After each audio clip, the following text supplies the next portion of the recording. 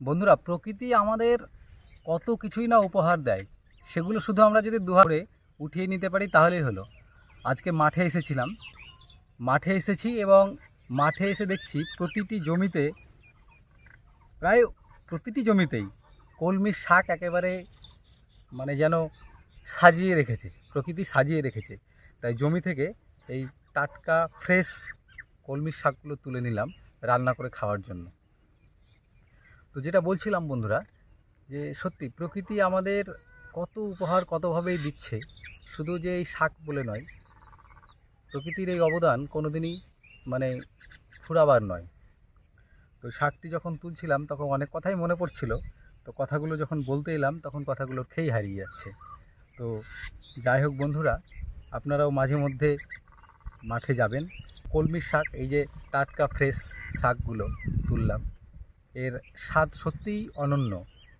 বাজার থেকে আপনারা যারা কিনে খান তারা অবশ্যই শহরের লোক, গ্রামের লোক নন আপনারা যারা কিনে খান। আর গ্রামের থেকে অনেকেই যারা তুলে নিয়ে যায়, সেই যে বাগদি বুড়ি ভরে শাক তুলেছে পুকুর ধারে এসে, সেই কথাটি মনে পড়ছে আমাদের রবীন্দ্রনাথ ঠাকুরের প্রশ্ন কবিতা, সেইখানে মাগো আমায় ছুটি দিতে বল। সেখানে যেমন সেই বাগদি বুড়ি যে শাক তোলে একমাত্র তা নয়, কিন্তু গ্রামের প্রত্যেকটি পরিবার থেকেই প্রায় শাকগুলো মাঠ থেকে আমরা সংগ্রহ করি। গ্রামে আমরা কিন্তু শাক কেউ কিনে খাই না।